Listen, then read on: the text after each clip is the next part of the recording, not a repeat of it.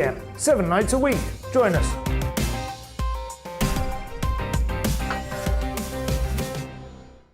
Hello there, I'm Eamon Holmes. And I'm Isabel Webster. And we hope you can join us for Breakfast with Eamon. And Isabel. You make me laugh out loud, belly laugh. Is that important first thing in the morning? Yeah, absolutely. And there's me trying to be deadly serious. News is a serious business. Yeah, I have to rein you in sometimes. Well, it doesn't stop us laughing at it. It doesn't stop us having an opinion on what's going on. Yeah. And it certainly will not stop us reflecting what you think. Weekdays from 6 to 9:30 on GB News. I'm Dan Wootton. Join me Monday to Thursday from 9 to 11 for the feistiest and most fun news debate on TV, where free speech reigns. I'll bring you a sharp take on the day's biggest stories, bombshell newsmaker interviews, and A-list guests. And I guarantee you, no spin, no bias, no censorship, and no reason to go to bed. That's Dan Wootton Tonight, Monday to Thursdays from 9 on GB News.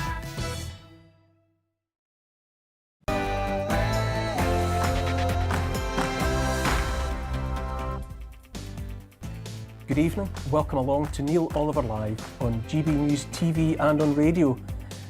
Tonight, as the UN confirms more than 3 million refugees have fled Ukraine, I'll get an expert's view on the country's history. One of the co-founders of Wikipedia tells me whether he thinks it's still a trusted source of information. And almost 50 years on from when man last walked on the moon, I'll be looking at NASA's plans to send a crew back to the lunar surface. All of that and more coming up. But first, an update on the latest news from Olivia Guthrie.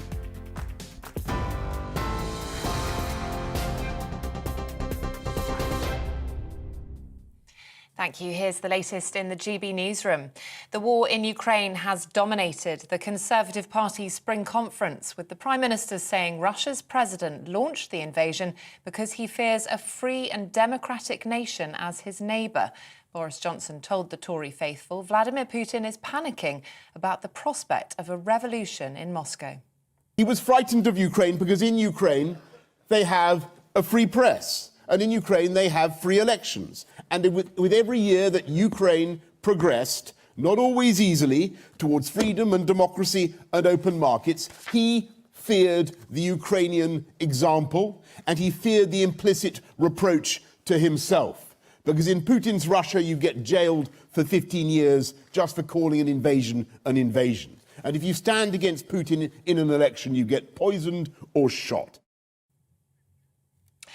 The Defence Secretary, Ben Wallace, told GB News Russia needs to be judged by its actions, not by its words.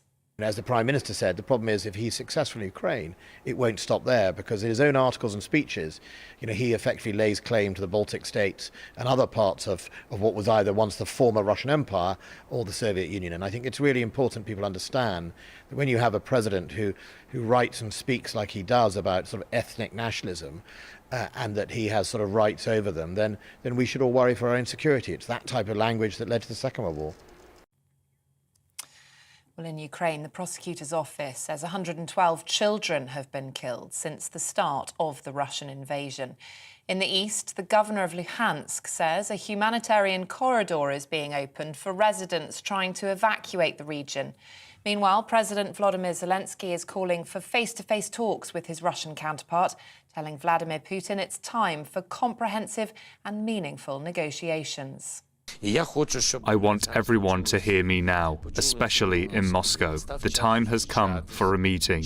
It is time to talk. The time has come to restore territorial integrity and justice for Ukraine. Otherwise, Russia's losses will be such that it will take several generations to recover. In other news, a murder investigation has been launched after a teenager was killed in central London. The 19-year-old was found at a student accommodation in Clerkenwell. Officers responded to reports of a woman suffering injuries. She died at the scene. P&O Ferries has resumed services between Liverpool and Dublin after sacking 800 staff on Thursday. It comes as maritime union Nautilus International urged the government to revoke the ferry operators' licences in British waters.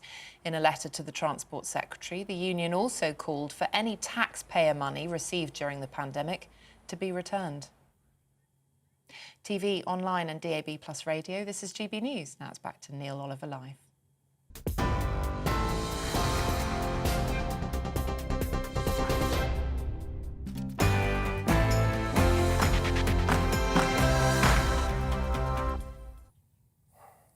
The online safety bill, years in the drafting and redrafting, has begun its journey through Parliament on the way to being made law.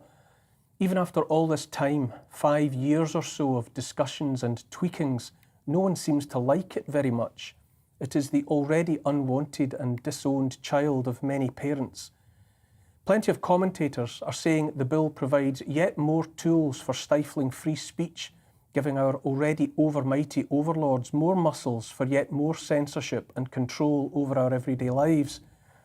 The powers that be are fond of buzzwords like misinformation and disinformation, and so to save us from wrongthink and from ourselves, they must always have control of the delete button.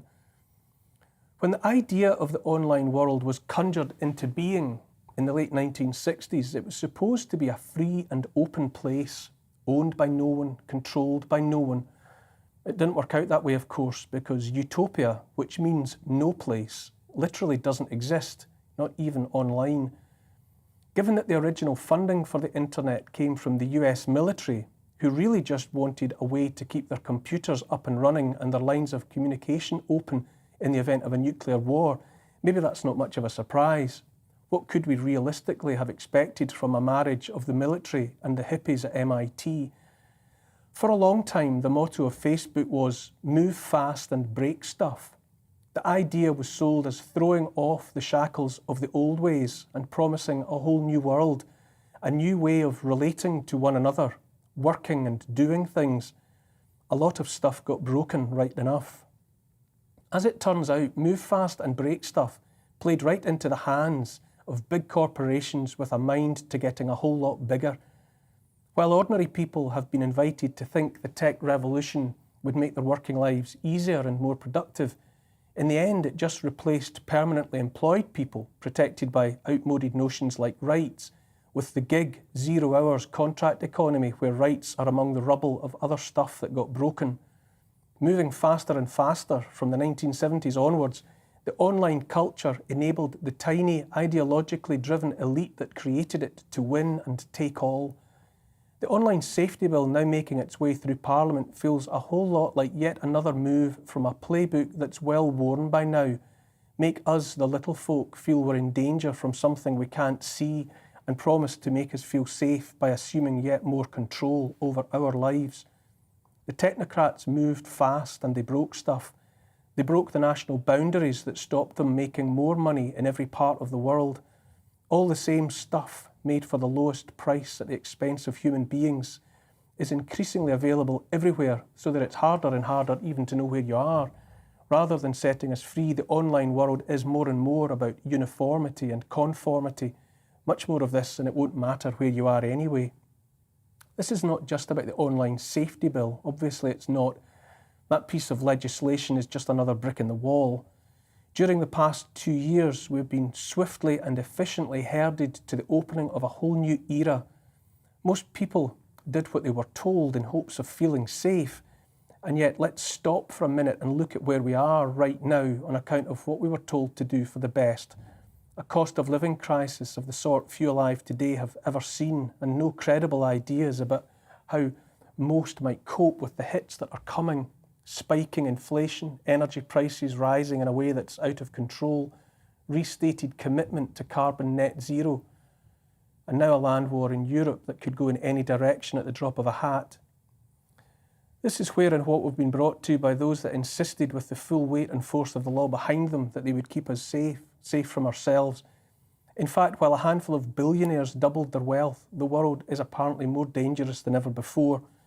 In recent years, faster and faster every day, the technocrats, corporations and the governments with whom they enjoyed a relationship you might describe as friends with benefits saw to the breaking or the setting aside of the institutions long in the building that really had kept us safe and allowed us freedom to transact with one another in all manner of fruitful ways: education, bodily autonomy, parliament, employment rights, journalism, even the privately owned businesses on the high street. The authorities told the churches to close their doors on their congregations during COVID, and most shamefully complied. Even the past itself was vilified and dismissed as corrupt, malign, only to be ashamed of. So much of what had grown over centuries, even millennia, to give us real shelter and protection, meaning in our lives, has been methodically steamrollered flat and replaced with the thinking and morals of so-called and self-proclaimed progressives who looked around at all that had been and merely sneered. Most recently, even the biological difference between men and women has been discarded, so that much of the foundation of medical science and also feminism has been dismissed as mere bigotry. To declare that there are two sexes and that those sexes matter is hate speak. Across the board, we have replaced discussion and debate with a new game where the only acceptable move is to take turns repeating and so validating the narrow worldview of those progressives who have so efficiently exploited the technological revolution to create a world shaped in their own image and designed to benefit them and them only. But of course, every one of you still awake already knows all of what I've just said anyway. We have this understanding in common, and if nothing else, it has kept us connected and sane in an increasingly insane world that has been deliberately manipulated to make every last one of us feel alone. They shut the pubs, the schools, the churches, and made us stay in our homes so that our only means of communication was via the online world they controlled. Here's the thing, I don't know about you, but I have had about as much doom and gloom as I can take these 2 years past. From now on, and as much as possible, I propose to look for the light and the fresh air of promise and potential. What I feel more strongly every day is that there is a way to fix this. Or if not to fix it exactly, because some things are beyond fixing, at least to resist its effects and to offer other ways for those of like mind to turn away from what's being broadcast at us every moment of every day by every means available and to try something different. Fixing something, or if fixing is not possible, starting to build something new, starts with seeing that the thing in question is broken. I don't accept, far less believe, that most people here in Great Britain or anywhere else are natural ideologues fixated on forcing one worldview on their neighbours. Most of us, I think, simply want to live in a free country, go to a decent job where we're treated with respect and paid enough to raise a family and keep a home and have enough money, actual money mind you, and not the food stamps of central bank digital currency left over for a few adventures on the side. In a brilliant essay about all of this last year, American writer Alana Newhouse raged against the machine made by and of technocrats, ideologues and vast faceless corporations. She said we should dedicate ourselves to breaking free of the machinery that lulls us into a false sense of community made of illusory thousands of friends online and the instant gratification of stuff ordered up from far away with clicks of buttons, in favour of generating love and attention from 3 people you actually know instead of hundreds you don't. She pointed out that her fellow Americans, in the face of overweening attempts from progressives to dictate their choices, often voted with their feet, even now. Quote, when HBO removed Gone with the Wind from its on-demand library, it became the #1 best-selling movie on Amazon. Meanwhile, endless numbers of Hollywood right-think movies and supposed literary masterworks about oppression are dismal failures for studios and publishing houses that would rather sink into debt than face a social justice firing squad on Twitter, end quote. For those of us that care to do so, now is a time of opportunity, like the time of green shoots after a forest fire. The destruction's already happened, in large part at least. Turn away from those that would tell you there's only one way to live and to think. All that we had and valued is still there, inside the heads of those that care to remember. Our brains are neither digital nor analogue, but something in between.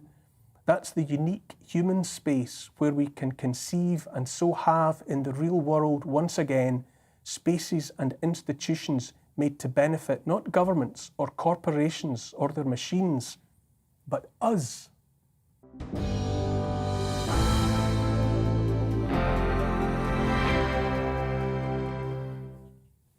Now, all of that's my opinion, of course. And I'd like to hear from everyone on the show, so you can tell me what you think on GBViews at gbnews.uk. And you can tweet me as well, at GBNews. And if there's time, I'll read out some of your comments throughout the show. Now, to help me along for the next 2 hours here on GB News, on TV and on digital radio, my wonderful panel, both of whom are familiar to me now.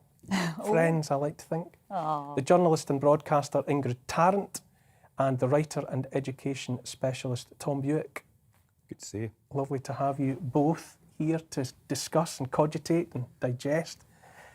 Tom, you're very far away from me. Have I done something? No, this is where the producers told me to sit. Always happy to move Oh, okay. Don't mess with the format. Oh, no, all right. Now, Ingrid, I'll start with you perhaps. Is the internet online world benign or malign?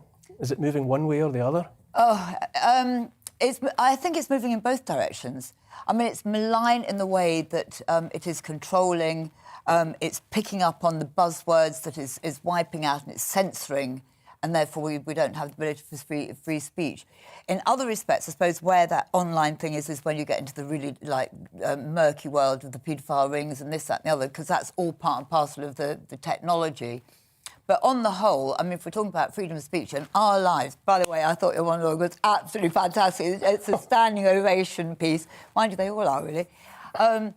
I think, yes, from that point of view, it's very, very dangerous because we are slipping, as you rightly said, we are just going, you know, we've got brains, we are people. We're not being allowed, we're allowed to think for ourselves, but we can't explore our thoughts and debate it openly because before we know it, they've shut us down. And we need this, and it's wonderful, isn't it, that we've got this to communicate with the rest of the world where we didn't before. And they're taking that away from us. They're taking a right. It was a privilege, and now it's a right because it's as normal. Tom, what would you say? Are you weary at all? We all depend upon the internet because that's the way things have moved. But do you weary of some of its attributes and atmospheres? I'm not weary, Neil. I would describe myself as a rational optimist. I mean, as ever, by the way, yes, a beautifully crafted monologue again that often goes deep, I think, to the core of who we are as a human species. So it's a pleasure as ever to see that and hear that. Your question was around, is the internet malign or benign? And I think, as with all these revolutions, and let's not kid ourselves, you know, the World Wide Web is a revolution in our civilization, probably up there with the Gutenberg press and, you know, even the invention of literature itself. So, of course, it brings with it great promise for the way in which we communicate with each other. And I think if you live in a liberal democratic society, and let's not forget there are billions of people in the world who don't live in societies like ours, what the internet has brought is pluralism. It's brought the ability for us to challenge those in authority, including, by the way, the mainstream media. Is that still there, though, or is it becoming apparent that rather than it being owned by no one or by everyone, it is, in all practical respects, owned by a few who get to dictate what's right and what's wrong? But that's the key point, isn't it? Because really, when we talk about the internet, it's just another way of actually describing an online public square, just like the real public square when you go out of this building. And I think the challenge for policymakers, just as over time, we've changed laws to regulate behaviour in the real public square, the debate now, and you see it with the Online Harms Bill, is where do you draw this very difficult line between the regulation of harm, for example, harmful but legal speech? Who is deciding that? Is it the owners of the big tech firms based over there in Silicon Valley? They're not accountable to us. Is it Nadine Dorris sitting there in the Department for Culture? No, we're controlled by them completely. Well, I mean, yes, it's a hard... to be. In a democratic society, it's but meant we're to not work the other way democratic anymore. It's bureaucratic. It's completely different. It's the technocrats, the bureaucrats and everything. I don't think we do have any control over what we are allowed to do and say and spread because they're just controlling it all. There's one buzzword and you're closed down. I mean, yes, there's a fine line between what should go out there, you know, especially with like the paedophiles, the horrible, as I said, the murky, murky world. But where it comes to sharing news, and then you're accused of being conspiracy theorists because actually certain things come out. I mean, we're getting onto the Wikipedia thing there as well. You know, he was exploring things that wouldn't be allowed to go out now, much less so. But they're controlling us. We've got no control. Do you think I'm fascinated by the fact that it was suggested at the beginning that it was going to be a decentralised, open, uncontrolled, in as much as no one would have the hand on the tiller that directed where the internet was going to go. It was going to be for all of us.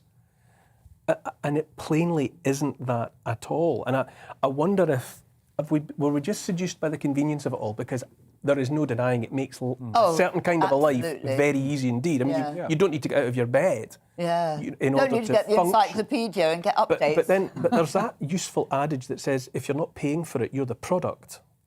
And to what extent do you think the internet is running on us? Yeah, well, therein the malign intent behind the internet, because again, why it was a revolution, because we were told in capitalist markets that there was a price for everything, and actually what we've discovered with access to the internet and to all forms of information is that it's made the marginal cost of information about as close to zero as you can get. The problem is a whole business model that sits behind that. Advertising, digital ads, Facebook, all these big tech companies have to realise in the end the value and capture the value of the infrastructure that they and we have collectively created. So then you're back to the issue again of who owns the online public square. Should we actually be having a democratic debate whether or not these big tech companies should we break these tech companies up? After all, in the first industrial revolution, there was the debate about whether railway owners and people who owned these big factories, whether or not that was in the public and societal interest. That's what gave birth to modern democracy, the trades unions. It was a counterbalance to that unwieldy power. And I wonder whether we're at that stage now in our sort of democratic debate, whether it's time to talk about these things. Should the ownership of the public square actually be put in public trust for all of us? I don't know how that it can, because you've got them controlling it. So it is the few controlling the masses. And actually, when you think about it as well, everything that you do on there, you'll get all these pop-up advertising and everything. So all the time, they're kind of like getting into your psyche. And I actually find it really creepy. I find it insidious. I find it actually a little bit scary, because it is a form of control. We're using them, but they're using how we're using them. It's kind of use and abuse. My contention really is the internet is here. It's like you can't put the toothpaste back in the tube. I mean, it's with us, and it's an incredibly powerful presence, which can be exploited either way. But I do wonder whether we ought, before we lose it altogether, to seek to preserve the old ways of doing things. Because if we don't do you think, is there any hope of saving the analogue world, as I come to think of it? Cash in pocket, shops on the high street. That's something else. That is, no, we've got to save the cash in the pocket. Shops on the high street, other places to go face to face, being with your GP in the same room rather than, dealt with online. Is it too late? And do you think, in fact, that we've moved beyond it? Is all of that? Am I just harking back to something that has had its day and is better replaced by the online offering? I think in this country, or any country, you can still have a little local cafe and see your doctor face to face if you're lucky and all the rest of it. I think that would be such a lovely way to do it, because it's community again. And that's really important. We've gone into isolation, we've lost contact with people, and especially for the kids. They're growing up in a very different way to the way that we grew up, with normal values, family, Sunday lunches, before Sunday shopping, which I really, really still object to. It's easy to make a choice between either when you've had both. But as you say, the children have only had one. I'm going to have to go to a break. Hold that thought, and we'll come back. We'll come back to you, Tom, as well. After the break, I'll be joined by the writer and lawyer Helen Dale, who will give us her unique insight into Ukraine and the background to the current conflict with Russia.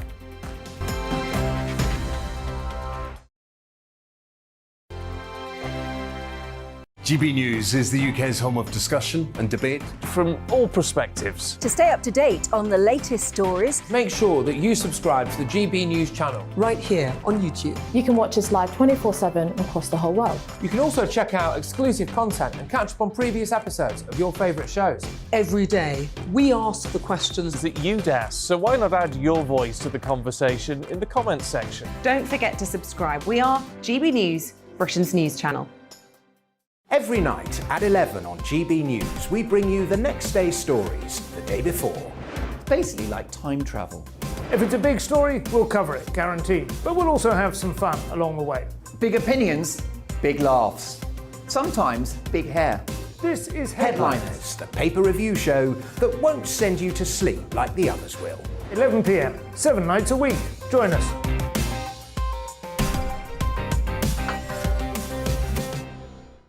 Hello there, I'm Eamon Holmes. And I'm Isabel Webster. And we hope you can join us for Breakfast with Eamon. And Isabel. You make me laugh out loud, belly laugh. Is that important first thing in the morning? Yeah, absolutely. And there's me trying to be deadly serious. News is a serious business. Yeah, I have to rein you in sometimes. Well, it doesn't stop us laughing at it. It doesn't stop us having an opinion on what's going on. Yeah. And it certainly will not stop us reflecting what you think. Weekdays from 6 to 9:30 on GB News.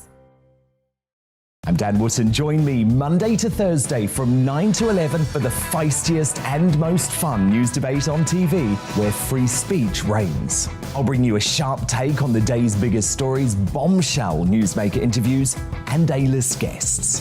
And I guarantee you, no spin, no bias, no censorship, and no reason to go to bed. That's Dan Wootton tonight, Monday to Thursdays from 9 on GB News.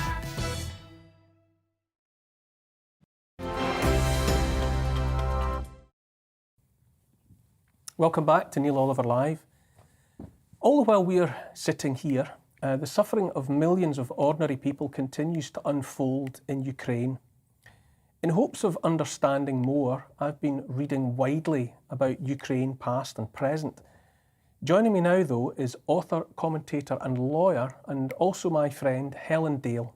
Helen has known the country for decades, has friends there, and has written extensively about the country and the people. Helen, it's good to have you. It's a subject that I'm compelled by at the moment, and I'm looking for insight in as many places as possible, and I know that you bring that. As well as non-fiction, you also wrote a novel about Ukraine. What inspired that? Why did you choose Ukraine? That's the novel, and it is this looks nice and new because it's a 20th anniversary edition, and even the 20th anniversary edition still came out a few years ago. It was originally published in 1994. Why did you go for that place and that history? I was in high school, I was one of the people go down different literary rabbit holes, and some kids read science fiction and some kids read everything that Tolkien ever wrote. I went down the Russians rabbit hole. So starting from the age of about 12, I was reading Solzhenitsyn and Dostoevsky and Tolstoy and that kind of thing. And then you read all the Russians, and then you start branching out into the other parts of Russian language or related language literature. So you start reading Nikolai Gogol, and you start reading Taras Shevchenko. And Gogol is a Ukrainian who wrote in Russian. Taras Shevchenko is a Ukrainian who wrote in Ukrainian. And then you start getting modern authors like Mikhail Bulgakov, who drew on Ukrainian myth but wrote in Russian. So gravitational pull. It was just getting totally taken by a country and a civilization's literature, basically. And what was it that you wanted to say about Ukraine that you sought to express? Well, in the hand that signed the paper, I wanted to get across to people that if there was a country on earth that deserved a chance at a better life, it was Ukraine. It has the most tragic history of any modern nation state, bar none. And the phrase I often use, and this is very well documented by eminent scholars over many years, going back to a chap called Robert Conquest in the 60s and 70s, and more recently Timothy Snyder. Between the years 1932 and 1945, Ukraine was the most dangerous place on earth. That old... If you grew up watching Doctor Who, I grew up watching Doctor Who, if you accept the premise of that, if you wanted to kill a man, you put him in your TARDIS and you take him to Ukraine between 1932 and 1945, and you stand a very good chance of him being dead at the end of that. The country's history is so tragic. And to me, that's something that's profoundly necessary to understand, because a lot of us, when an event erupts, war in Ukraine, it's as though the place has appeared on the map of the world through a trapdoor. Yes. and you start making judgments about it, from the get-go. Yes. And without looking back and understanding the past, is there not, little hope of making sense of what has happened? Of what has happened now. Because the big thing, the sort of debate that we're all seeing, and what we're seeing from Putin and from Russian enablers, and then the response from Ukrainians, is, first of all, you see from Putin, it's a country full of neo-Nazis, or Nazis. He doesn't even bother with the neo prefix, he just calls them Nazis. And the reason that has resonance for Russians is, and I discuss this in the book and also in the piece of journalism of mine that you very kindly retweeted that was published on Wednesday for Law and Liberty, an American magazine, is at the beginning of the Second World War, or in 1941, when the Germans invaded Operation Barbarossa, there were large numbers of Ukrainian collaborators, and they took two forms. They were the standard military collaborators, they were fighting against communism, but they were also overrepresented among perpetrators of the Holocaust. And so Putin is playing on that, but he's also deliberately obscuring that the reason why Ukrainians did those two things, it was very much a case of any port in a storm, because less than 10 years earlier, between 1932 and 1933, Stalin deliberately starved the Ukraine in the sense of forced famine. And the way it worked was literally exporting all the food out of the country to get hard currency. Sound familiar, anyone? In order to make the money that would give the Soviet Union the appearance of being a developing, rapidly industrialising country. In 1933, and this is when the famine reached its apogee, or nadir, the seed grain was sold.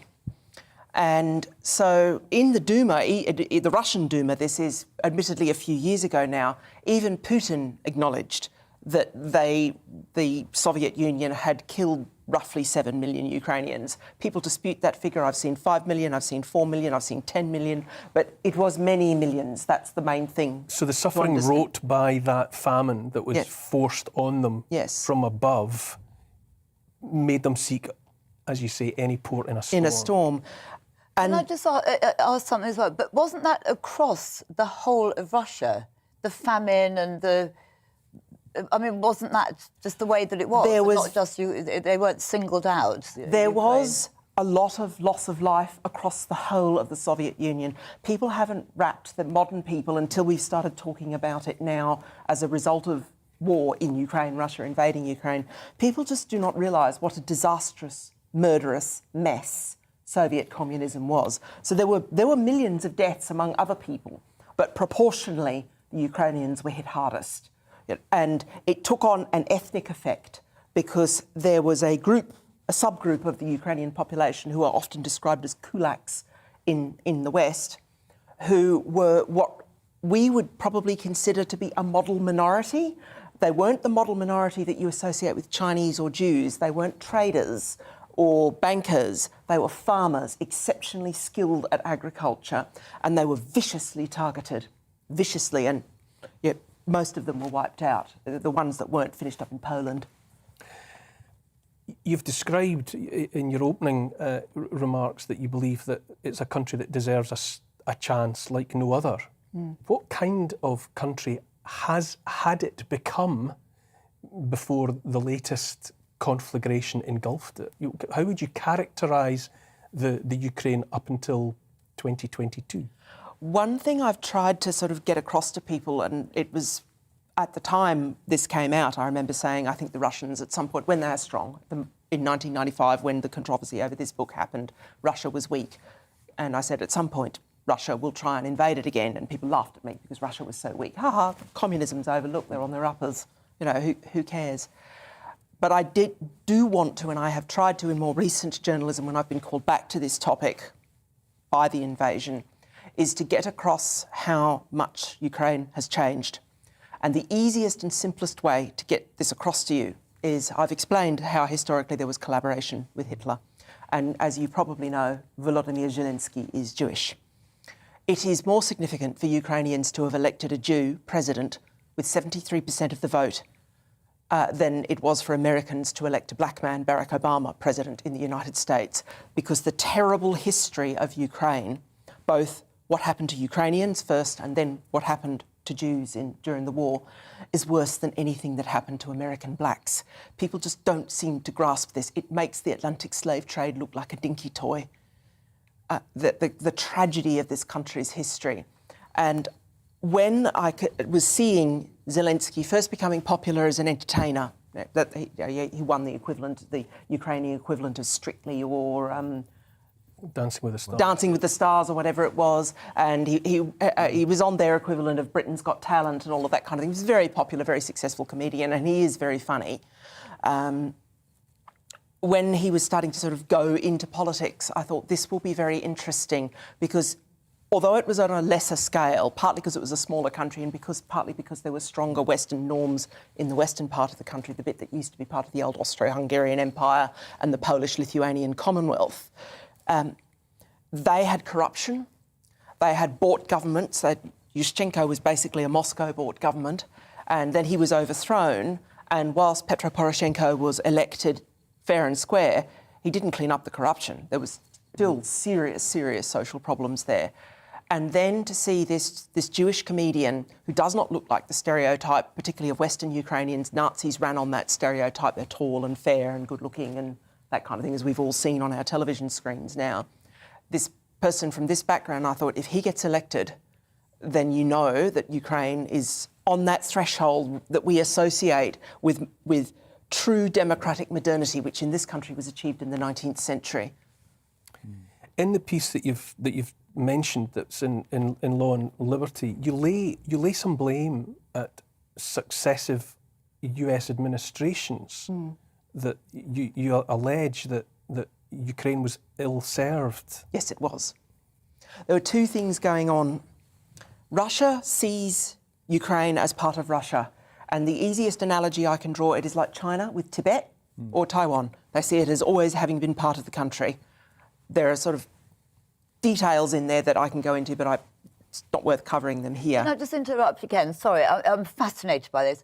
But they are very Russian. I mean, 50%, well, most of the Crimea and the eastern side are Russian-speaking, and a huge number of people in Ukraine are Russian-speaking. So particularly in East Ukraine. Yeah, particularly in the east, but also in Ukraine now, where we're the main Ukraine. So it's a weird thing, because don't they themselves think sort of like half of them are the west and half of them are the east? So they are Russian very much in the heart. When I spoke about this book in Australia and someone asked me about what do you think will happen in the future, my vision, admittedly this was in 1995, so take it very much with an boatload of salt, was this country is heading towards partition.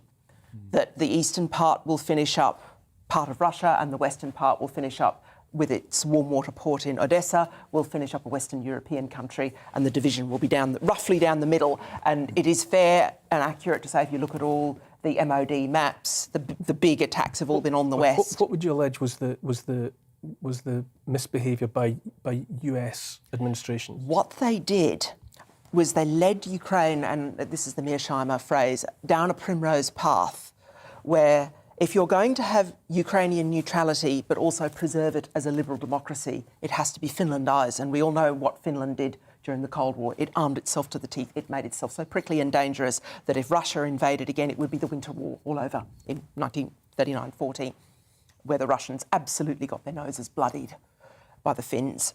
So you either had to do that and not have Ukraine in NATO, or you had to have them in NATO and just cop the rot from Russia, because going back years, Putin has been saying red line is membership with NATO. Neither.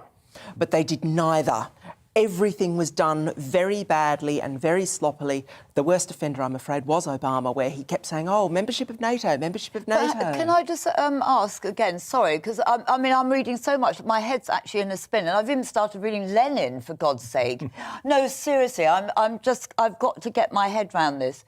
But they didn't want originally to go into NATO, is that right? And it's very difficult. But it was part of the agreement that they weren't allowed to, because they... That was the Minsk agreement, yes. Exactly. Yes. So my understanding was they didn't want to, in any case, to begin with. That was part of the Minsk agreement, in any case, that they couldn't come up to the border so close to Russia. But now they're asking to, but of course NATO is saying that they can't. So can you kind of like clear up that kind of like little muddle?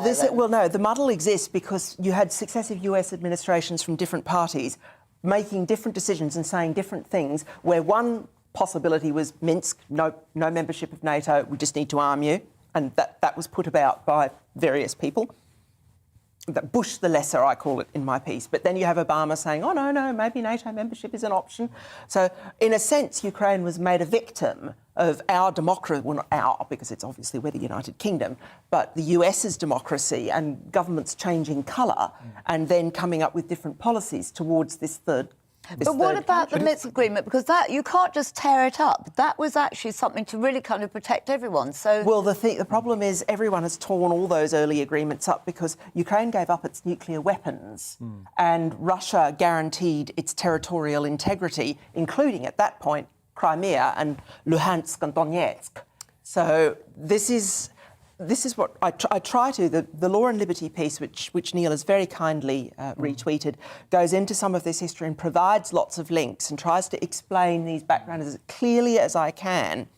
And that is where, when people talk about Western culpability, particularly Mir Sharma, who's a very eminent international relations scholar, he has a point. There are areas where I disagree with some of his assessments, but he does have a point about... If you're going to have a policy with third countries, with international relations, you need to have consistency and you need to stick to it.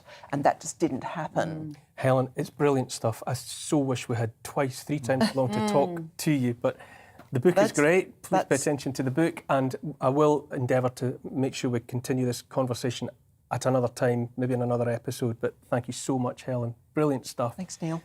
After the break, I'll find out why the sky turned red over parts of southern England this week. See you in a couple of minutes.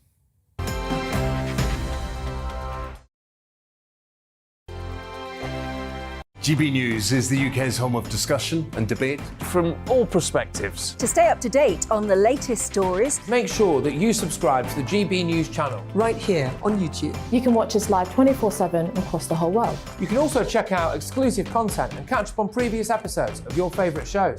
Every day, we ask the questions that you'd ask, so why not add your voice to the conversation in the comments section? Don't forget to subscribe. We are GB News, Britain's news channel.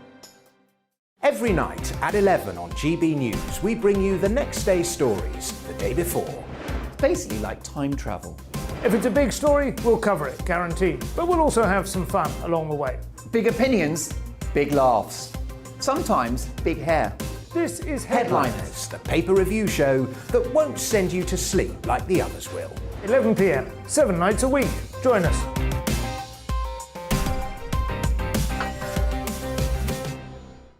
Hello there, I'm Eamon Holmes. And I'm Isabel Webster. And we hope you can join us for... Breakfast with Eamon. And Isabel. You make me laugh out loud, belly laugh. Is that important first thing in the morning? Yeah, absolutely. And there's me trying to be deadly serious. News is a serious business. Yeah, I have to rein you in sometimes. Well, it doesn't stop us laughing at it. It doesn't stop us having an opinion on what's going on. Yeah. And it certainly will not stop us reflecting what you think. Weekdays from 6 to 9:30 on GB News. I'm Dan Wootton. Join me Monday to Thursday from 9 to 11 for the feistiest and most fun news debate on TV, where free speech reigns. I'll bring you a sharp take on the day's biggest stories, bombshell newsmaker interviews, and A-list guests. And I guarantee you, no spin, no bias, no censorship, and no reason to go to bed. That's Dan Wootton Tonight, Monday to Thursdays from 9 on GB News.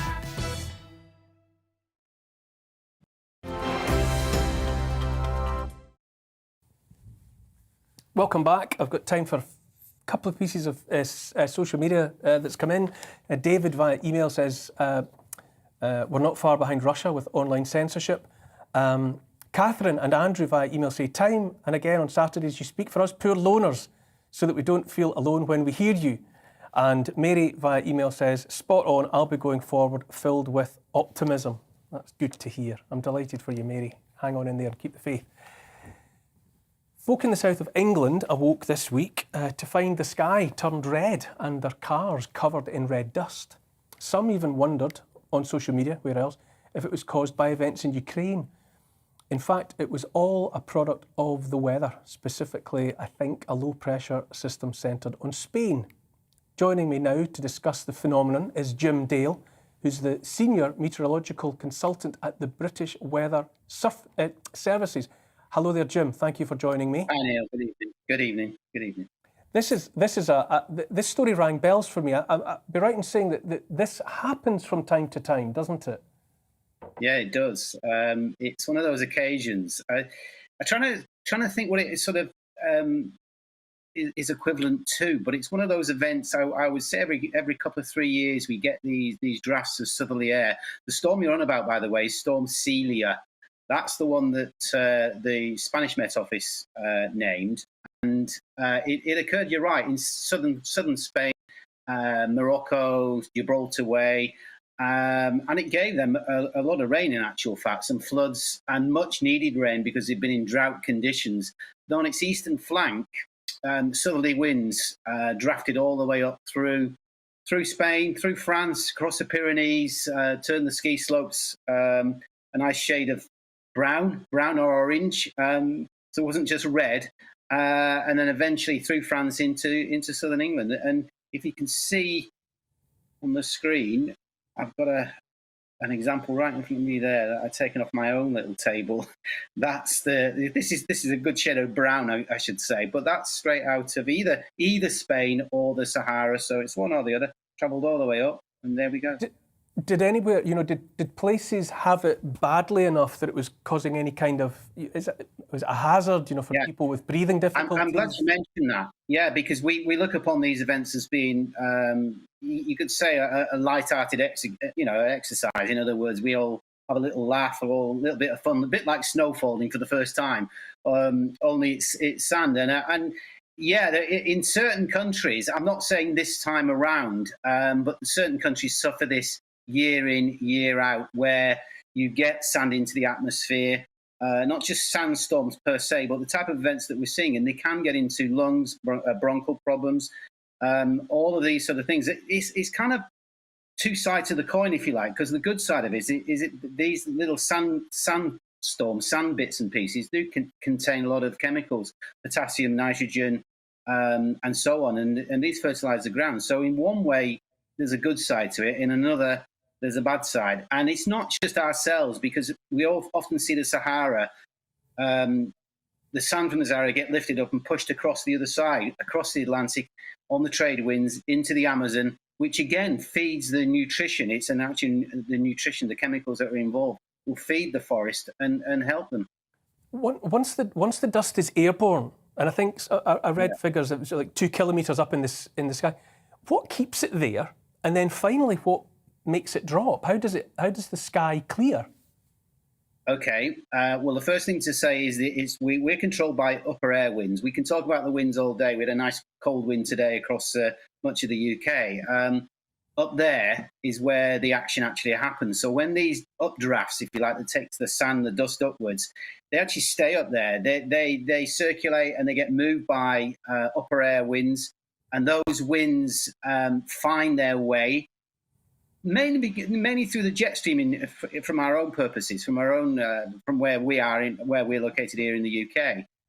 But in this case, southerly winds ahead of the cold front, which moved across the country during this event, coalesced. Now, every raindrop has got to have a nuclei. The nuclei in this case was this, which is why the sky turned magnificent red and brown and orange and all of these lovely colours. Wasn't the end of the Earth as we know it, or the world as we know it. I think the record is, isn't it, the song? But nonetheless, it was an event, and I think once that happens, once you get that coalition of the water around the drop, it becomes heavy enough to then gravity to do its work and come down to Earth, and that's exactly what happened, and that's why the cars and the streets and my table and other things all got a little dose of the brown stuff.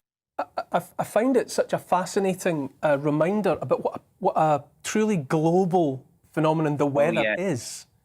And yeah, to some extent, what a small world it is that we here in the UK can get dusted with sand from the Sahara. I find that, what a timely reminder about how interconnected it all is. It actually shows just how much we've got no borders and barriers as far as the weather's concerned. Meteorology doesn't get into the sort of politics as far as this is concerned. So it'll go through those barriers, much as we get, say, a Siberian wind and we get the snow coming in, and or the Arctic or something of that nature, and occasionally we get the winds from the tropics. It's exactly the same. So these weather systems, they're immense. They're absolutely immense. And when we get an hurricane, for example, out of America in early autumn or late summer, same sort of thing. It isn't that we're getting the hurricane, but we're getting the aftermath. So yeah, we're interconnected, and we will remain interconnected. So what we do here is very important. Let's just say what happens down the road and down the other road. Africa, what happens there. We all have an interest in our own little piece of land, if you like, our own country. But it's all interconnected. So what we do here matters greatly, as much as what they do over there matters greatly to ourselves as well. Terrific stuff. Jim Dale, Senior Meteorological Consultant for the British Weather Services. Thanks so much for bringing that, You're welcome. that insight and that information for us. Lovely stuff. It's a break again. And after the break, we will meet this week's Great Britain, a 10-year-old boy who's taking part in a triathlon to raise money for the hospital that helped to save his life.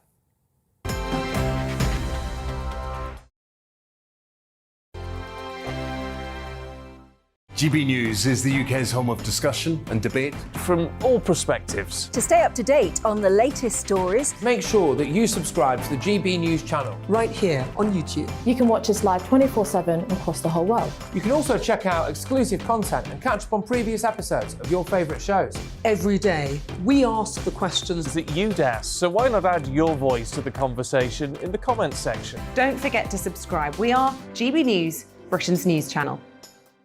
Every night at 11 on GB News, we bring you the next day's stories the day before. Basically like time travel.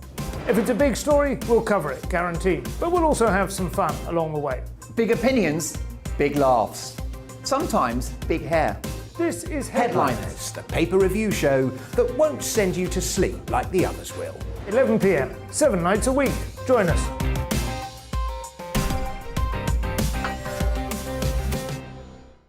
Hello there, I'm Eamon Holmes. And I'm Isabel Webster. And we hope you can join us for Breakfast with Eamon and Isabel. You make me laugh out loud, belly laugh. Is that important first thing in the morning? Yeah, absolutely. And there's me trying to be deadly serious. News is a serious business. Yeah, I have to rein you in sometimes. Well, it doesn't stop us laughing at it. It doesn't stop us having an opinion on what's going on. Yeah. And it certainly will not stop us reflecting what you think. Weekdays from 6 to 9:30 on GB News.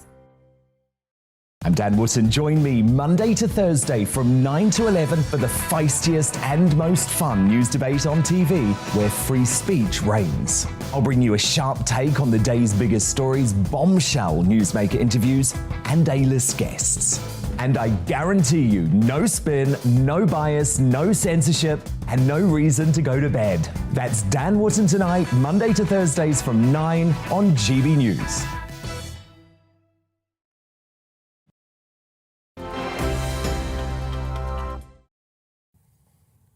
Welcome back to Neil Oliver Live. Derbyshire 10-year-old Daniel Bradley was born with a rare condition that causes the bones in a baby's skull to fuse together far earlier than they should, and left untreated it can lead to blindness and brain damage. Daniel was operated on when he was just a week old or so by specialists at Birmingham Children's Hospital. Now, Daniel plans to say thank you to the life-saving team who helped him by completing a fundraising triathlon. Dan's here now, along with big brother Jack, who will be swimming, cycling and running alongside him. Hello. Hi. Thanks. First, I'd just like to say thanks for having me on. Oh, and, what an honour to have you. I also just want to say that I'm doing a 3-mile run, a 500-metre swim and a 6-mile bike ride. And I'm really excited to do it. And I know there's lots of people watching tonight. There's someone called Olivia who's donated, and she's given me lots of support, and I'm doing lives, and she's commented on all of them. So I want to say a big thank you to her, and family and friends and people from school who are watching. Fantastic, Dan. Jack, I'm guessing that your brother is quite a live wire and quite sure of what he wants to do. Yeah, you've got a lot of energy, haven't you? Yeah, very sporty. Yeah, I like to play football. Yeah, big into football. Yeah. Well, he came to me with the idea, so I just sort of wanted to help in any way I could. So we made a little video, didn't we? And we've been posting it. Yeah. We've had a lot of support, thousands of views on it, and. Tell me a little bit, Dan, about what was happening with your head. What was your skull doing that most other skulls don't always do? It was fusing together, but I can't really remember much about it You were a tiny at that baby. age. Yeah. Yeah. And everything. So you had a big operation. I saw the scary photograph. Yeah. The zigzag scar is. I mean, it's you can see now. It's goes, quite from ear something, to ear. Quite something to see. But that's it. That's all done. That's all the hospital stuff. They were look at that picture on there, Dan. Now that is quite a sore head. I would say. Quite the battle scar, isn't it? Yeah. Look at that. My goodness, that's amazing. But everything fixed, everything sorted. Yeah, you're really brave, and they discharged you last year. Yeah. So you had to go back every year to do like regular checkups. But they've discharged him now, and he's all well. Dan, I should tell you, I try and have a story a little bit like this every week. It's not always about operations or whatever, but what we try and do is introduce the audience to people who have had something difficult happen, and in spite of the difficulty, have turned it into something good for other people. And we call the people who do this Great Britons, and I think without a shadow of a doubt, you two are Great Britons, and you especially. And so I think it really helps people out there to hear a story like yours, because it reminds us all of what we're all capable of and the contribution we can make. So you said thanks for having me, but I can't tell you how delighted I am to have you here with me tonight. I think you are quite the star. Yeah, it's like, even though you have something like this done to you, where there's a possible chance of you dying, you can still, play football like I do. Yeah. Yeah. And were you interested in these sports anyway? A triathlon is obviously running, swimming, cycling. Were you into these pursuits anyway? I do like doing lots of sports, but I was watching the Olympics, and I just got the idea from there, and I really liked it, and I thought, what could I do it for? And then I thought of this, because, they saved my life and that. Jack, I'll maybe ask you that. What kind of amount of money are we talking about, hopefully raising, and where will it go? So we set a goal of £1,000, didn't we? Yeah. And we smashed that in the first 24 hours with support from friends and family. And since we've reached just over £3,000. Yeah. Wow. So we tripled our goal. So that'll go to the hospital to put towards, medical equipment, things like that. And I think quite a bit of it has come from a TikToker who used to go to school with you. She helped us she posted a TikTok that's had over 80,000 views, I think, hasn't it now? Yeah. So, and I think as well some of the money is for the charity that provides accommodation and support for families of people who are going through big operations. Yeah, so it's Ronald McDonald House Charities. So McDonald's, I think, owns the charity. Mm-hmm. So they provide free accommodation to families who can't afford to be paying for hotels for weeks at a time. Yes. Mostly for terminal children, which, there were a lot of those young children on your ward, wasn't there? Yeah, I think, didn't some of them get a bit more of an illness than me? What was it? Yeah, there were things like tumours, and it was, you were the lucky one, really, weren't you? Yeah, But, I think they were both beside me, weren't they? Yeah. So we're really lucky to have been looked after by all these amazing people. Yeah. And hopefully we can raise some money to give back to them. If people watching would like to boost the fund, is there an easy way for people to get in touch with you or to contribute? Yeah, so we've got a GoFundMe page, haven't we? It's called Daniel's Triathlon for Craniosynostosis, which... Well done, I was avoiding that word. I was worried about that one. You know, it's all over Facebook and things like that. So just share and donate if they can. Anything to do, really. Now that you've got yourself into the world of triathlon and these kind of... Do you any further... You know, once obviously you've still got to do this one. When's the date of the event? 24th of April. And it's all in one day? Yeah. I mean, because we're doing the swimming and the running in two different places. I mean, the running and the biking are the same place, but the swimming is in a different place. And do you think? Do you feel now that it's going to be something that you'll continue to do? Are you now going to become a triathlete, or are you going to be a fundraiser going on from this? Yeah, I think we'll definitely do another one because I've enjoyed training and that, and it's been fun. So I think I'll definitely do another one. I think he's got his head set on football. If you look at the monitor there, Dan, you can see. Yeah, there you go. There's the whole set going, running, cycling, swimming. Yeah, I've been working really hard, haven't you? Yeah. Pretty much every day. What's your favourite of the three? What would you rather do? I don't know. I like it all really. Probably the swimming. Probably because you know it keeps you fit, and I really like being in the water. So. What was it like for you, Jack? You know, when being aware of all this happening, you know, to Daniel, and as you say, you know, you were encountering other babies and youngsters in even more perilous situations. I mean, I was 9 when it happened, so it was upsetting, I think, obviously, because it changed his whole appearance. It was hard, but I think we're just really lucky that it was all fixable, and like I said, the support and care from the hospital was great. I mean, they even said, you know, as he gets older, because how it worked is they broke his skull into pieces. They moved his forehead to the top of his head and the top to the front, which has sort of taken away his eyebrow bones. So they've even said when he's older, if he wants them, he gets fillers. Look at you, Dan.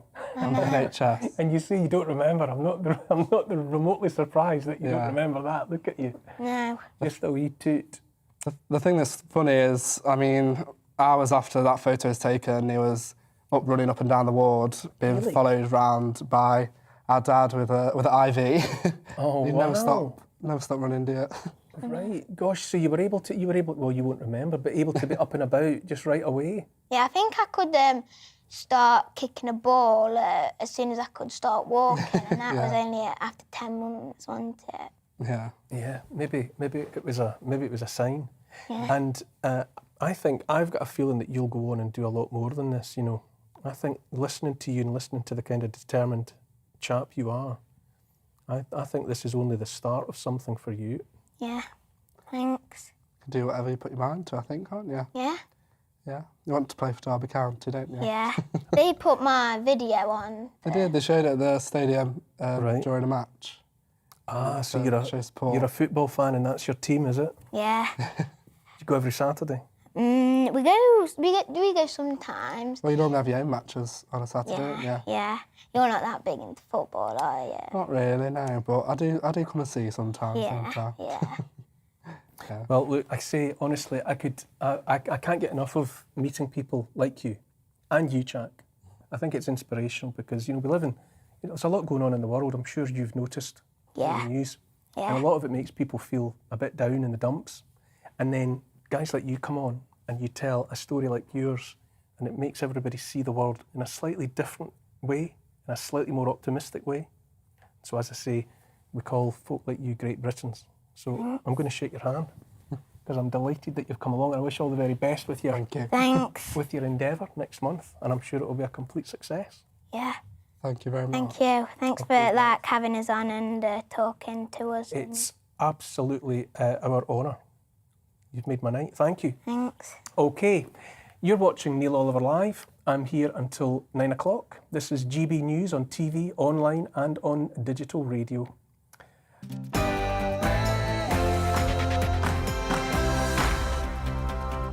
right there. Oh, we're back. I'm just communing with my new friend. Welcome back. This is Neil Oliver Live. In a few minutes, I'll talk to one of the co-founders of Wikipedia on whether he thinks it's still a trusted source of information. And I'll also look at NASA's plans to send crews back to the moon for the first time since 1972. But first, let's get the latest news headlines from Olivia Guthrie.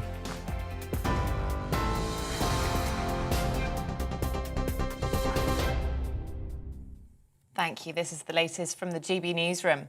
The war in Ukraine has dominated the Conservative Party's spring conference, with the Prime Minister saying Russia's president launched the invasion because he fears a free and democratic nation as his neighbour. Boris Johnson told the Tory faithful Vladimir Putin is panicking about the prospect of a revolution in Moscow. He was frightened of Ukraine because in Ukraine they have a free press. And in Ukraine, they have free elections. And with every year that Ukraine progressed, not always easily, towards freedom and democracy and open markets, he feared the Ukrainian example, and he feared the implicit reproach to himself. Because in Putin's Russia, you get jailed for 15 years just for calling an invasion an invasion. And if you stand against Putin in an election, you get poisoned or shot. Well, in Ukraine, the prosecutor's office says 112 children have been killed since the start of the Russian invasion. In the east, the governor of Luhansk says a humanitarian corridor is being opened for residents trying to evacuate the region. Meanwhile, President Volodymyr Zelensky is calling for face-to-face talks with his Russian counterpart, telling Vladimir Putin it's time for comprehensive and meaningful negotiations. I want everyone to hear me now, especially in Moscow. The time has come for a meeting. It is time to talk. The time has come to restore territorial integrity and justice for Ukraine. Otherwise, Russia's losses will be such that it will take several generations to recover. In other news, firefighters are tackling a huge blaze in the village of Parkgate in Cheshire. Crews responded to the incident just after 6:20 this evening. 6 fire engines are currently at the scene. Witnesses have posted footage online of the flames, which are spread across 500 square metres of marshland. It's not yet known if there are any injuries. A murder investigation has been launched after a teenager was killed in central London. The 19-year-old was found at a student accommodation in Clerkenwell. Officers responded to reports of a woman suffering injuries. She died at the scene.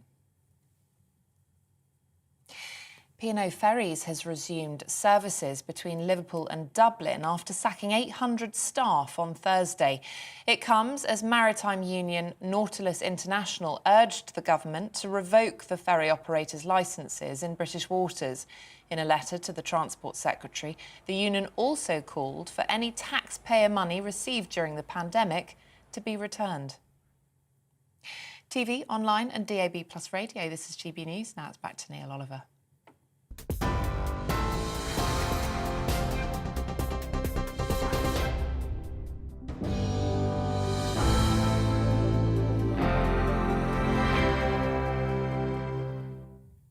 Welcome back.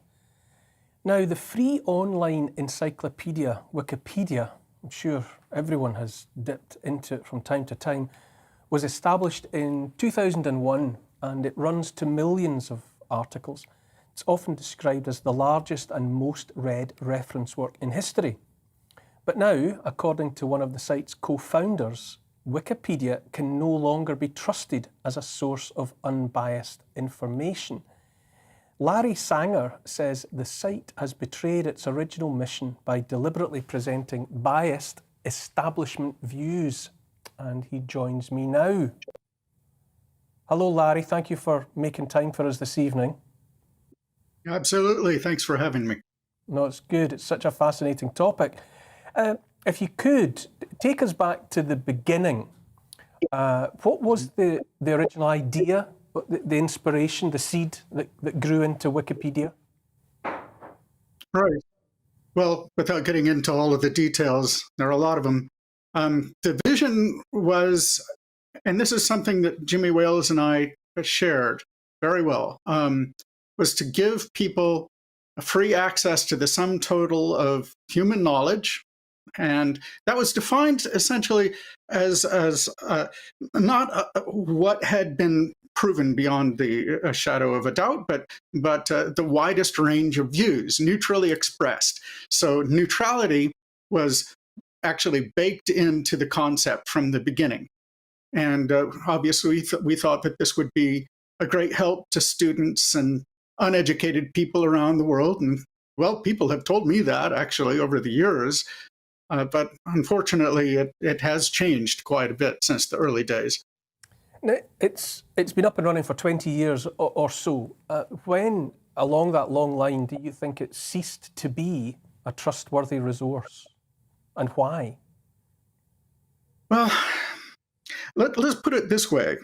There are topics on which even today, perhaps Wikipedia is reasonably trustworthy when it comes to the highly technical articles in math and hard science and computer science.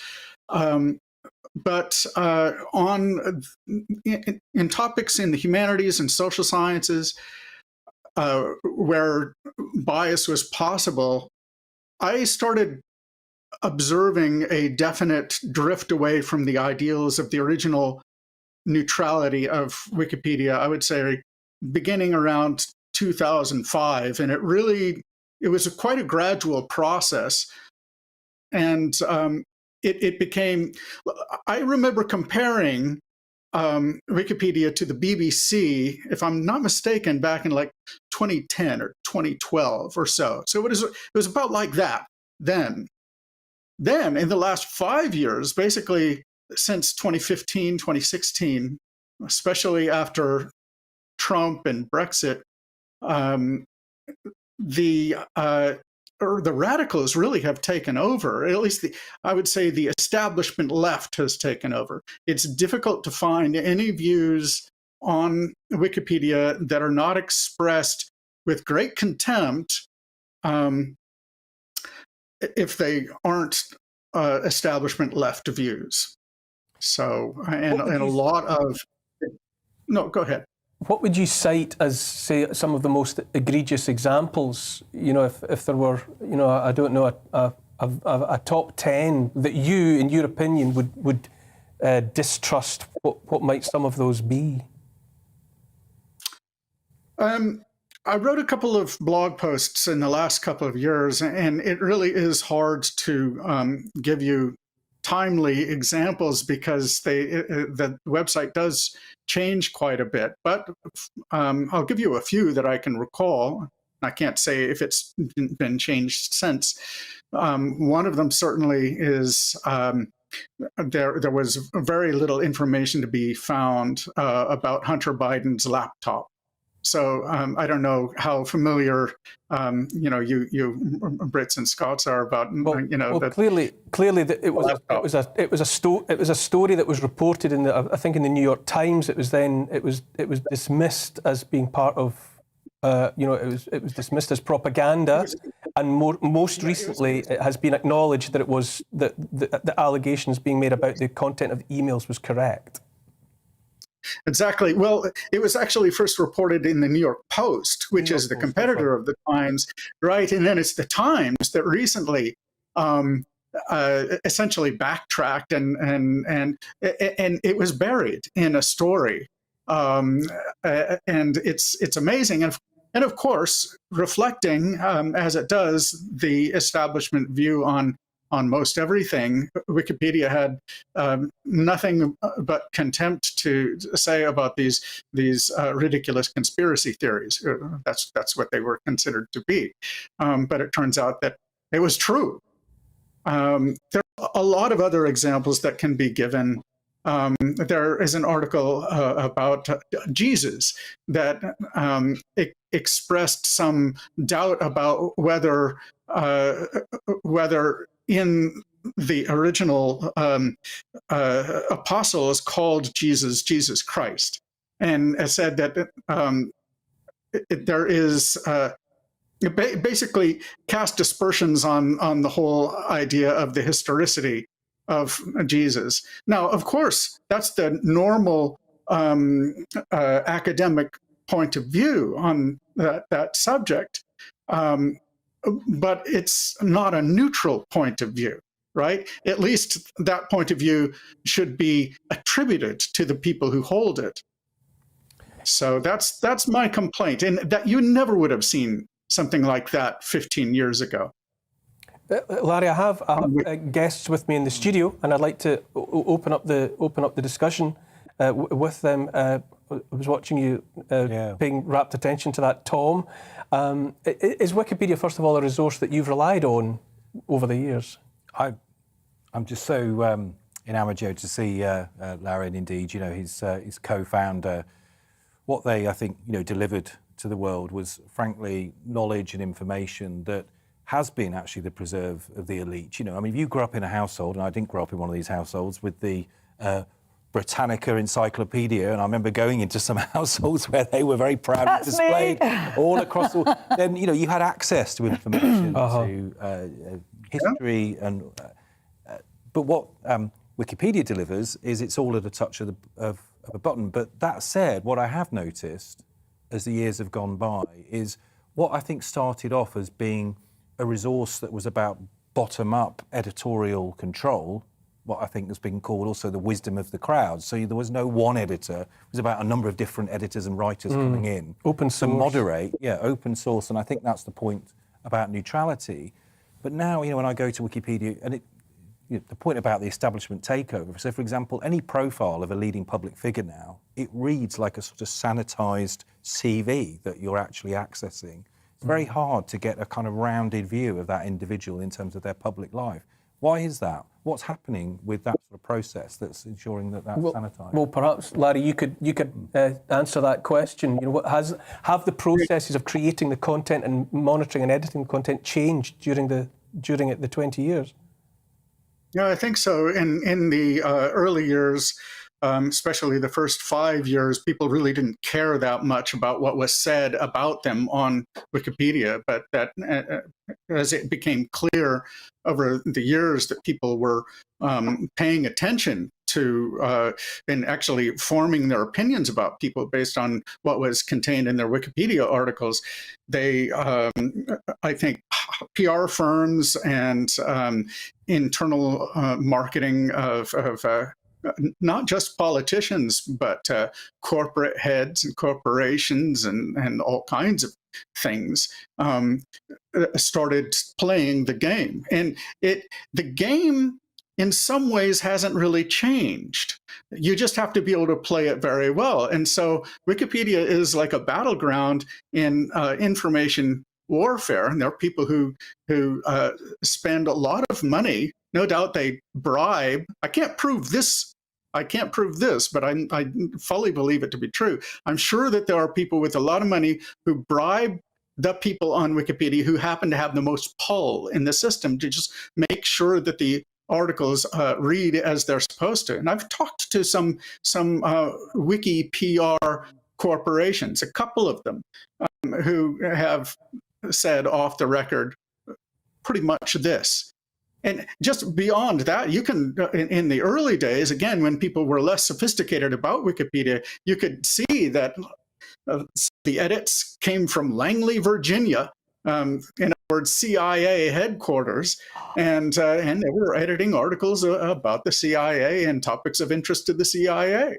Obviously, I mean, so, Larry, it's beholden upon me to say that we haven't been able to obtain comment from Wikipedia, and you've got. Obviously, you've got strong reasons for saying the things that you're saying, but I'm not able to offer a response from or on behalf of Wikipedia, and I'm sure they would have a different take on events. I wonder, though, would you say that what you feel is happening around Wikipedia is it part of a wider problem or a wider reality about the online world? I said in my opening remarks tonight that I felt that what had been originally pitched as something that no one owned and no one controlled, in the fullness of time, it's apparent that someone does own it and someone does control it. And so, as well as Wikipedia, is there something else calcifying and hardening in what was supposed to be an eternally fluid world of online? I like your question, and absolutely.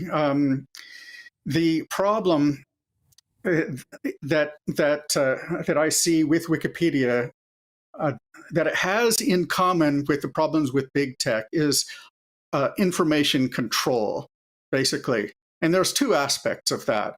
There is control of speech, and there's control over our personal information.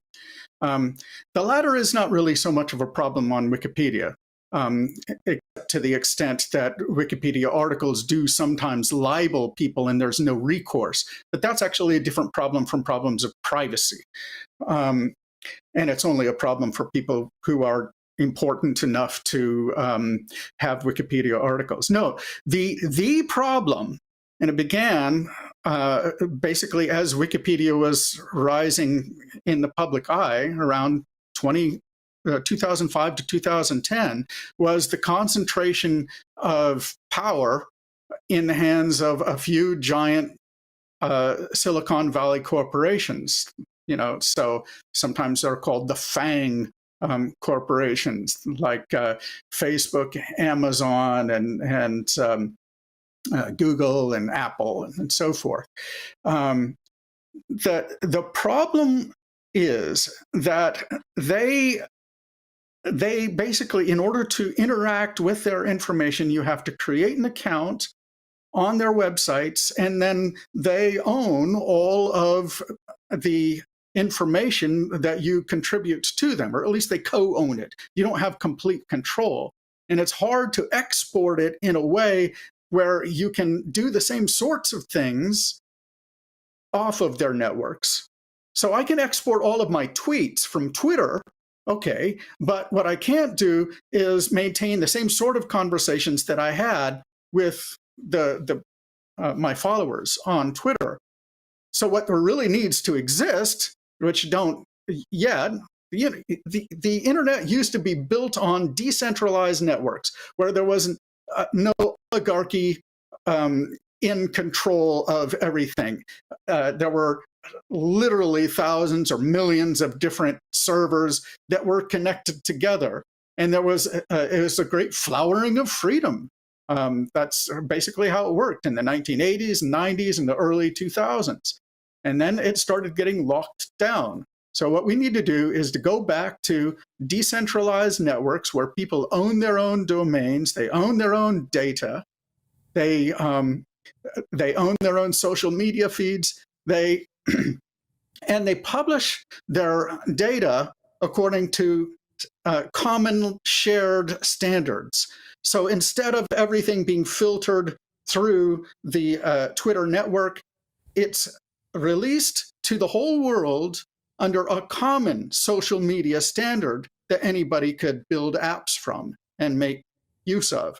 So that's one thing that my new organization, the Knowledge Standards Foundation, is working on. We want to actually transform RSS, the blogging standard, into a social media standard. And we also want to create a new decentralized network of all of the encyclopedias, which is much bigger and more powerful ultimately than Wikipedia on its own.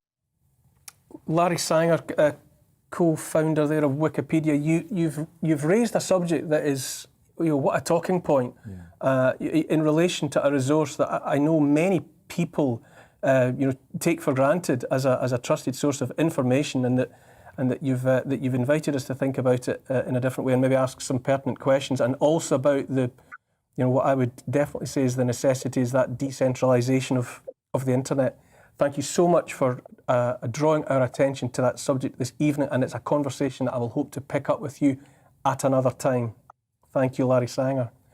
Now, after the break, I'll be talking to one of Britain's leading farmers about the problems facing his industry and how the problems they are facing could affect us all.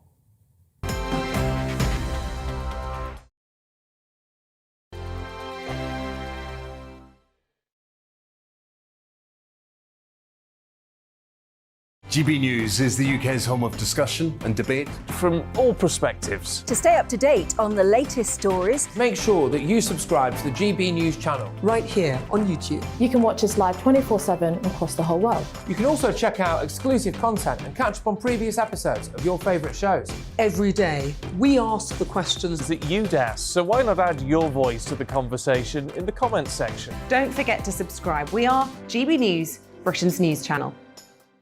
Every night at 11 on GB News, we bring you the next day's stories the day before. It's basically like time travel. If it's a big story, we'll cover it, guaranteed. But we'll also have some fun along the way. Big opinions, big laughs. Sometimes big hair. This is Headliners, the paper review show that won't send you to sleep like the others will. 11 p.m, 7 nights a week. Join us.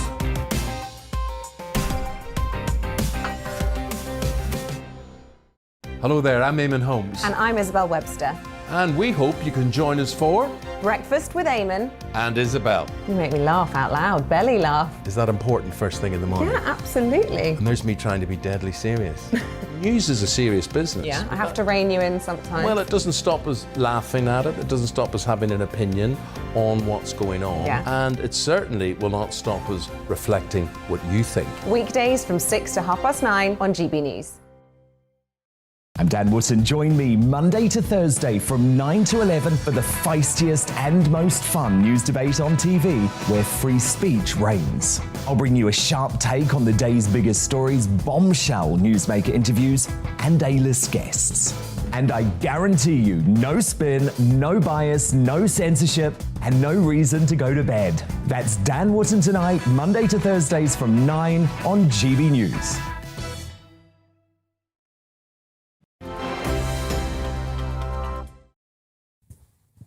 Welcome back to Neil Oliver Live.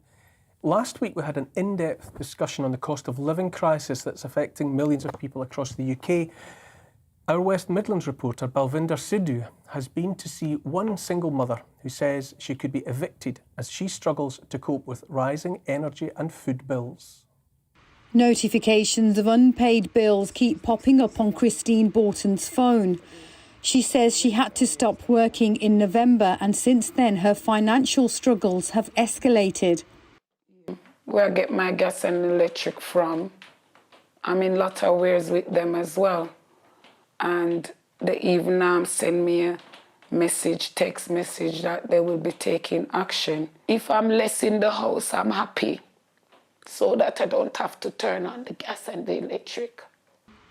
Christine lives with her 2 children in a private rented house and has been waiting 4 years for a council house. Recently, one was offered, but she's been told unless she clears her rent arrears, she'll lose the house. Yes, I can be evicted because if I happens to owe too much rent in a rent arrears, then my landlord will more likely want to give me notice. I cannot afford this rent. It's killing me. You know, I was so crying last night, and I don't want my little one, because he does worried. He worried a lot about these things, and he's only 9. To make ends meet, Christine relies on the local food bank. This food bank supports around 120 people a week, and volunteers say that figure is expected to go up. People that have struggled as to whether to feed the families or heat the home, they are going to find it even more difficult. And I don't like to think it, but I believe that there's going to be quite a few families that'll be going without food. And as a food bank, we can only do so much.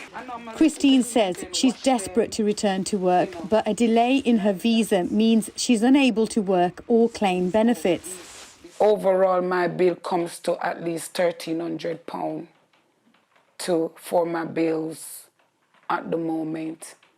So I'm only getting £212 a month at the moment. It's not fair for your children to see you going through this, because the worst thing about it is that it's affect them as well. Precious time with her son, small moments to distract from reality. Balvinder Sidhu for GB News. Goodness me. I think the struggle for so many people is it's like rising floodwater that's going to reach more and more people and more homes. The current cost of living crisis is unprecedented in many ways. Global supply chains have been under pressure. More and more people are talking about the need to reclaim our independence in that respect, to take advantage of domestic gas, oil and coal, and even more fundamentally, I suppose, to be able to feed ourselves with produce from here in these islands. Tom Sewell is an arable farmer in Kent. He is the Soil Farmer of the Year, having won the award in 2021. He's passionate about farming, and he joins me now. Hello there. Thank you for joining us. Good evening, Neil. How are you? I'm good. Now, Tom, are today's problems caused by what's happening in Europe, in Ukraine, or is it a longer story? Does it go back further? I think it does go back a little further, but obviously the situation in Ukraine and Russia has been one of those large aspects which has exacerbated the problem. And I think we saw a rise in fertiliser and fuel prices before Putin invaded Ukraine, but since then the world has just gone into an even more crazy place, with fertiliser now 4 times the price it was just over a year ago. In addition to that, can you list or describe other real-time impacts that are being experienced by farmers like you? Absolutely. I mean, I don't want to come in here and have everyone get the violins out and say poor old farmers, because actually this year we're okay. You know, we are selling grain now with inputs that we purchased a year ago at lower prices, and the grain price has been inflated because of the situation, particularly in Ukraine and some other weather issues around the world. But really it's the stock farmers, particularly the pig farmers, that are really struggling at the moment, because obviously they feed grains and the price of grain has gone up. And obviously we know there's the issue with the butchers in the pig issue as well. So they've got a double whammy with higher feed costs and the inability to get their pigs slaughtered cost effectively. So there's many pig farmers losing huge amounts of money week on week at the moment. So that's just another big aspect of it, is the knock-on costs to other associated industries. When will we here in these islands feel the impact of what's happening in Russia and Ukraine? Because obviously they are together major producers of wheat for the world. You know, how reliant are we on those imports in comparison to what's grown domestically? Absolutely. I mean, they call Ukraine the breadbasket of Europe, and Ukraine and Russia combined is somewhere between 35 and 40% of the world's wheat exports. Now, UK do import a little bit of grain sometimes, but it's really the North African countries which rely on a huge amount of that grain coming out of Russia and Ukraine down into their areas. So they're going to feel the pinch, particularly in areas where they can't grow cereal crops, maize and things like sunflowers. So I was reading some information recently on Ukraine. They are due to plant their sunflowers and maize in the next few weeks. If that doesn't happen, we're talking about millions, 40 million tonnes of maize coming out of Ukraine, which if it's not planted in the next few weeks, you can't just go back and plant it in June or July. It needs planting in the spring window. And actually, we're not going to see the real knock-on effects until the harvest that should have been planted in the next few weeks then doesn't happen later in the year. And it's the same for us. You know, we're looking at vastly inflated fertiliser and diesel and labour bills, and we will question planting wheat in this coming autumn due to just the hugely inflated price of those input costs, which when we start to do the figures, unless we are guaranteed a very, very high wheat price, we're obviously taking all that risk for a crop we may not sell for 18 months after we plant it. When you say the prices of those commodities upon which you depend are going up, by what kind of scale? Are you talking about prices doubling? Well, with fertiliser, we're talking 4 times the amount. So we paid just under £250 for fertiliser a year ago to grow the crops that we are now selling. At the moment, it's £1,000 a tonne. So I've got 2 tanks in my farmyard that each hold 50 cubic metres, which is 50,000 litres of fertiliser. So 100 cubic metres, they will now cost me £100,000 just to fill those 2 tanks with fertiliser, whereas a year ago, we're talking £25,000. So straight away, we're talking about an extra £75,000 of extra cash flow, which I've got to fork out in advance. I then apply it to a crop, which I'll grow. I may not sell that harvested crop for another a year after I've harvested it. So the cash flow implications for a lot of farmers are going to be really quite severe. I know there are some significant sized potato producers in this country who have already looked forward at the input costs now to plant potatoes this spring and have decided they're going to pull out of huge areas because the producers they sell to are saying, well, we're not going to raise the price we pay you.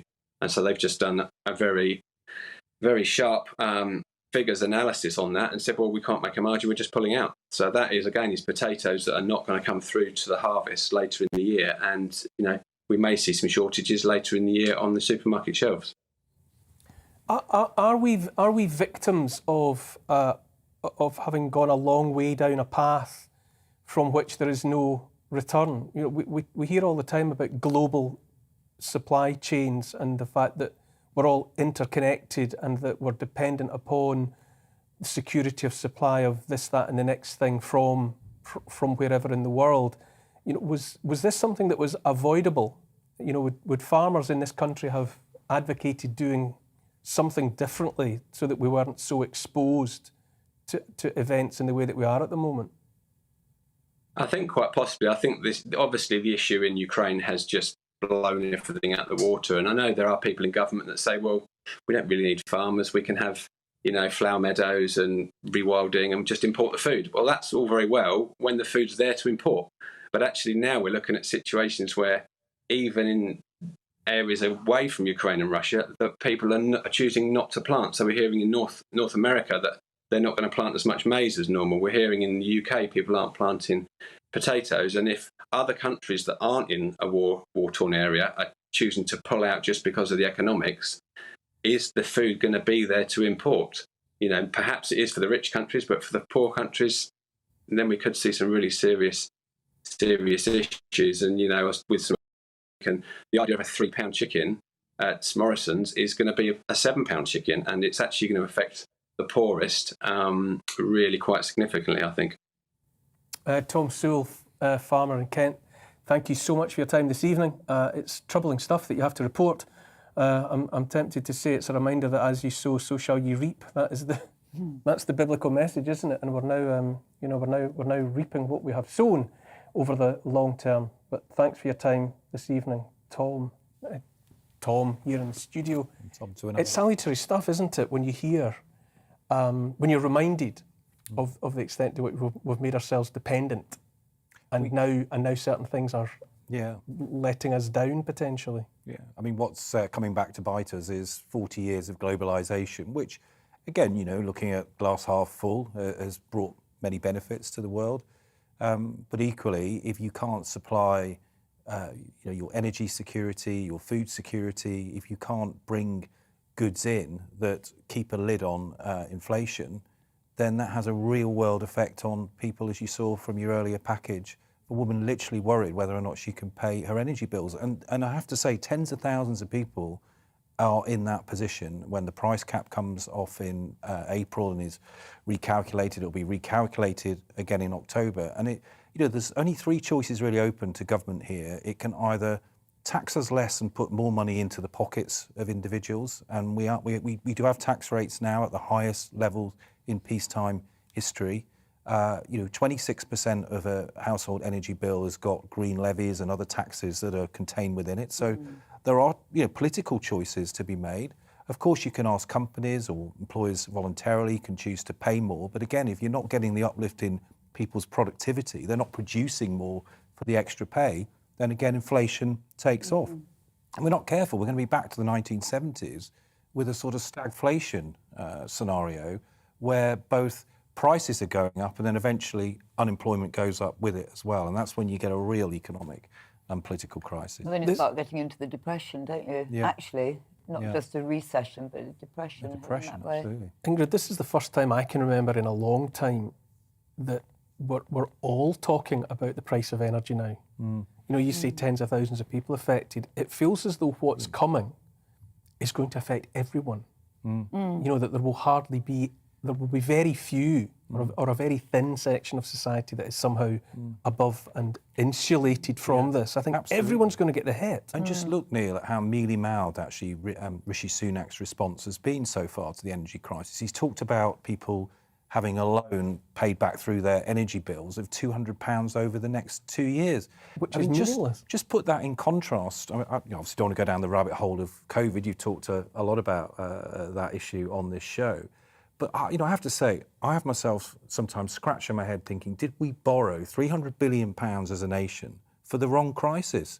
You know, the billions that are spent on furlough, the billions that have gone into business to prop up the economy, whilst we were locking, you know, large parts of society down. Now we have a real crisis of cost of living crisis, and we're talking about putting £200 together as a little giveaway. And a lot of us were saying for a long time that this was inevitable. We didn't specify war in Ukraine, and we didn't specify exactly what was going to happen, but it was aired by many people in many different places that the lockdown measures and the money being spent on a lot of it would come back to bite us. Yeah. Now there's no money left, is there? There's no money in the tank to. The magic money tree has taken a dreadful battering. Well, they didn't check it because it was so abused. People cheated it in any case.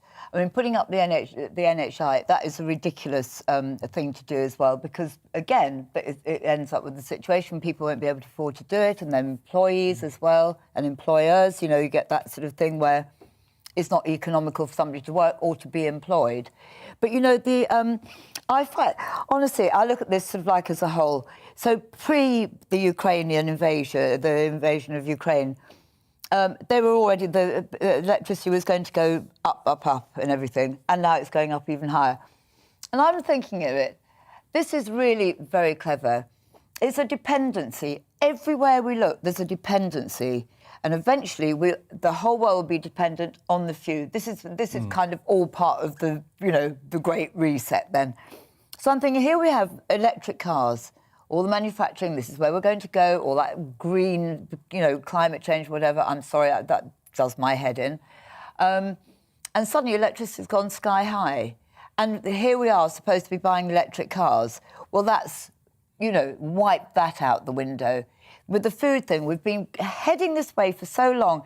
It really upsets me that we've lost our apple orchards, our cherry orchards, all the oast houses, they've become dwellings now. We were really setting ourselves up to become dependent. So much is being tarmacked over now and houses built on it. Once it's gone, it's gone. Can't knock down those houses and turn them back into fields. But you're very right. I think we should try and go back. Like you were saying, we've got to go back to the little communities, sort of like forget all this, you know, technology guiding us, whatever. Get back to basics. Too many. I mean, the population. Well, that's the thing. Has risen. We can't steadily feed the world, but. Yeah. Oh, can I just say? Oh, sorry. I always get a little bit nervous when I hear people talk about going back, because I just think, you know, society in progress is about going forward. No, but you've got to go back to basics, because when you talk about imports, I'm thinking, and they're talking, and Thomas Hall was talking about Africa. What happened before you had these great big cargo ships and everything importing grain into Africa? They lived off the land. What happened to us before? Bananas, we lived off whatever we grew. Why can't we go, that's what I'm saying, why can't we go back to something that is much more sustainable and not be sort of like have the avocados and the oranges and the bananas and the grain? You don't want to be, perhaps it's about the language, you know, it's not, for me it's not about going backwards. I think, you know, there is a way in which it is the way ahead, it is actually the way ahead to be more independent, to be more in control of our own food and energy destinies. Yeah, because the fundamental flaw in globalisation, as far as I'm concerned, is that the politicians have sold us this model of interconnectedness and interdependence.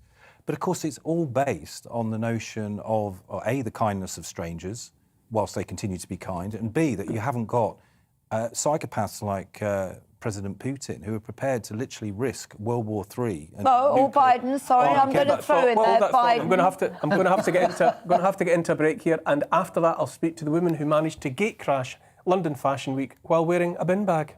Back in a couple of minutes.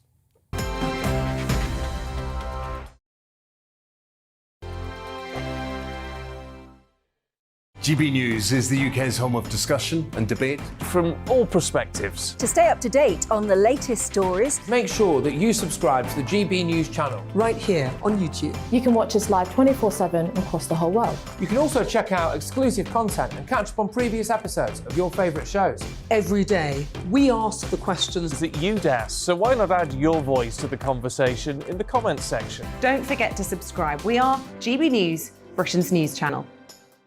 Every night at 11 on GB News, we bring you the next day's stories the day before. It's basically like time travel. If it's a big story, we'll cover it, guaranteed. But we'll also have some fun along the way. Big opinions, big laughs.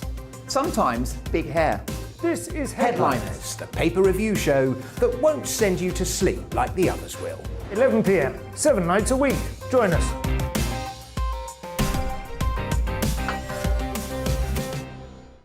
Hello there, I'm Eamon Holmes. And I'm Isabel Webster.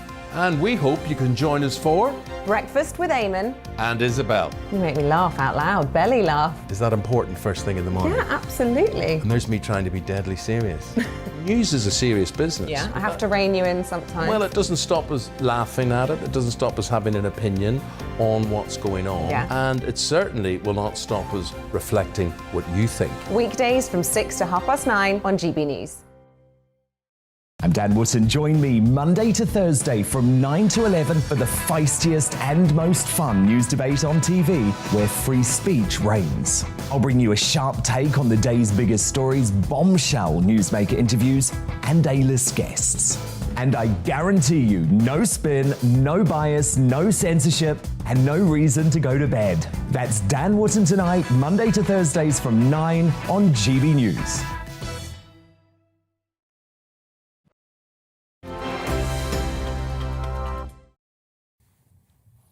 Welcome back. NASA say they're headed back to the moon after the Apollo missions of the 60s and 70s. Now we can look forward to the adventures of Artemis, with the return to the moon scheduled for 2025 or 26. Half a century ago now, Eugene Cernan, commander of Apollo 17, climbed back aboard the lunar module on December 19th, 1972 for the return to Earth. He was the last man on the moon, and before leaving it behind forever, he said, "We leave as we came, and God willing, as we shall return with peace and hope for all mankind." Fine sentiments. Cernan had earlier scratched into the dust of the moon's surface the initials TDC of his daughter Tracy, so that wherever she was in the world, she would always be able to look up and know that her initials were there. It's all the most epic and legendary stuff. Here to discuss the potential for a new chapter to be written into the story of the moon is space expert Andrew Lound. Hello again, Andrew. We've spoken before, but this is... Hello, how are you? Thanks for having me. Why, given the tech that we have now and have had compared to what was available back then, has it taken so long to go back to the moon? Yeah, essentially a political will, really. I mean, Kennedy's goal of putting man on the moon and returning him safely to the Earth before 1970 was to challenge the Soviet Union then, essentially as an industrial challenge, really, to go to the moon, although quietly hoped they would actually go together. And that was it, really. It was a political challenge. We could have fought a war with the Soviet Union at the time, and they came very close. And in fact, things are feeling, it's almost feeling like the 1960s again now, strangely enough. And really the political will was there to do it without any long-term planned goals, which is why Richard Nixon, very sensibly, strangely enough, cancelled the Apollo program at the time to concentrate on Earth orbital stuff, because then you had a controlled, organised plan rather than just racing out there. So there was never a political will or real need to do it in many ways. Technically, we weren't really there. And to be honest, they're doing it at all. When we did it was absolutely an amazing achievement. And the spin-off for technology that came down into our society as well was absolutely fantastic. But now the technology has really reached its point, and it's been pushed very heavily to a certain degree by the private sector. But NASA itself, and then yes, this new system they're using, the Space Launch System, has been a plodding along sort of system, and it's partly based on the Space Shuttle system. A great deal of it isn't reusable, so I hate to criticise. I really don't like criticising things, but it's almost as if even now NASA and government organised is using old tech, where we're going to see Musk is going to overtake them in a couple of years' time with their technology. But there hasn't been a political will. And the reason why there's a need now is because there is an economic need to go to the moon and to the asteroids. Now, when it comes to Artemis, it's a good name, I think, the twin sister of Apollo. There presumably has to be a warm-up. They're not just going to go from this standing start to the moon. They must build to it, surely. Yes. Yes, I mean, what we're seeing here is the full stack of Block 1, because there's going to be 3 blocks of spacecraft, and a block simply means a design phase. And this is Block 1. Block 2 will be a much taller piece of kit, and Block 3 is going to be a cargo vessel. And the idea of this one is to roll it out and do a dry test, and then what's called a wet test, which means they fuel it up and do absolutely everything apart from liftoff to make sure everybody knows what they're doing. And then it's going to lift off probably June, hopefully for May, likely to be June, and send a spacecraft around the moon, unmanned spacecraft, uncrewed, go around the moon as a test flight. Although it will drop some small satellites in the area as well, so it will actually do some scientific research. But that will be a test flight to see if all goes well. And they will bring it back, and that will test the re-entry systems, the launch systems, the orbit systems, the communication. And when they've evaluated that, then the test will be to send humans around the moon to see how that works. And now they're hopefully we're going to do that next year, maybe the year after. It's looking more like 2026 now as the time is slipping very badly. And there'll be these step-by-step tests. And you must complete all the tests. Everything must be perfect before you move to the next level. And that's pretty standard practice in space flight. You saw it with Musk, for instance. He tried to get that vehicle down, it failed, it crashed. So you do it again. And until you've got it perfect, do you move on to the next level. So that's what's happening with Artemis. So this one is the rollout ground test, if you like, and it'll be launched with no crew on board in June, hopefully, to go around the moon. And then in a couple of years' time, we may see the first Americans going back around the moon. Fantastic stuff. Andrew Lowndes, space expert. We will catch up with you again as the moon draws closer. But thanks for now. OK, last up, the world of haute couture and high fashion can be a very exclusive one. What to wear, who to wear, how to wear it. A young woman from Cheshire recently gained access to London Fashion Week, that twice-yearly event showcasing the creative efforts of hundreds of designers to a global audience, wearing a black polythene bin bag. I kid you not. Fashionista with a difference, Ellie Marie Whitby from Runcorn joins me now. Ellie. Hello. What were you thinking? What possesses a young woman to go to London Fashion Week in a bin bag? As I see you were wearing again now. Yeah, I'm wearing it right now. Yeah, I mean, I don't have much style, so I thought I wanna try and get into one of these prestigious events and see if it's doable in just a bin bag from Tesco's. What was the reaction? I mean, you rock up at the door, presumably, and someone looks you up and down. What was said or not said? Yeah, I got a lot of glares and a lot of strange looks, but I got my friend to pretend to be a fake paparazzi. So we kind of just rallied all the other paparazzi who thought I must have been someone famous. And yeah, I did some interviews and yeah, it worked. I'm assuming you didn't have any kind of ticket or accreditation or any legitimate means of gaining access. You just did it all in a blag. Yeah. They had these formal written invitations, and the locations of where it was, the different catwalks were hidden from the public. So it took a lot of phone calls to try and figure out where one of the catwalks was going to be. And when we got there, we just thought we'll try and make a scene. We'll try and get as many paparazzi rallied as possible. So when I walk up to the front, they just believe I belong, and yeah, that worked. Did you have an objective for doing it? You know, was there any, you know, beyond seeing if you could do it, did you do anything with the, I don't know, the footage or the photographs? Yeah, I think a lot of it is just, a lot of what I try and do on YouTube is like bring light-hearted stories and just make people laugh. And I think, I mean, that headline alone is just pretty funny, but to try and pull it off, I think it's just something to like entertain people and make people laugh. Well, you did that, Ellie. It's a splendid adventure. I will watch with bated breath to see what it is that you attempt to do next. But thanks very much for joining us this evening. Fantastic stuff. Well done. What do you think? What do you think, Ingrid?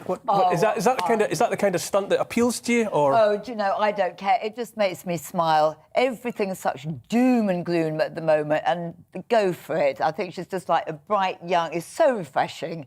Go for it. I really enjoyed it. Brought a smile to my face. Mine too. I mean, you've used up your Great Britain for the show today. Obviously, a wonderful story about the young lad there, but she, in my book, is a Great Britain too, because I think, you know, there's a bigger metaphor there, isn't there, about turning up to London Fashion Week in a bin liner, when you think about all the concerns about throwaway fashion, the conditions that often people in the Far East and other countries that are working in, and the sort of, you know, people buying things for a £5 and then throwing it away after only wearing it once. So good on her. She put that right front and centre in their face. I agree completely, and I also think I find it strangely inspirational that when we're also, well, I'm so preoccupied with Ukraine and you know, and COVID and lockdown and all the rest of it, that Ellie's sitting in her house thinking about how to get in Fashion Week in a bin bag. I've got an idea. Thank God it wasn't one of those transparency ones. It's good to know that out there are other people thinking about other things. Yeah, I know. That's what I mean. It's so refreshing. It's brought a smile to our faces, and we all need a little bit of cheering up. It's harmless fun. I think it's brilliant. Absolutely.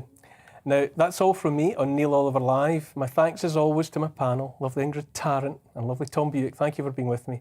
And also to the rest of my guests. I'll be back at 7 o'clock next Saturday. Next up, it's Mark Dolan Tonight. Looking ahead to tomorrow's weather, and the UK is looking dry and clear for many, with a touch of frost here and there. Let's take a look at the details. Apart from in the southwest, where there'll be more cloud around than yesterday, and there may be the odd light shower too, though the winds will be lighter than Saturday. In the southeast, it will also be a calmer start, but there'll also be some morning sunshine, as well as some mist and fog. Moving across to South Wales, for most a dry and sunny but quite chilly start, though in the far west we can expect cloudier skies. Moving further north, it will still be dry here with plenty of spring sunshine too. However, it's going to feel much cooler out there, though it will be calmer than Saturday.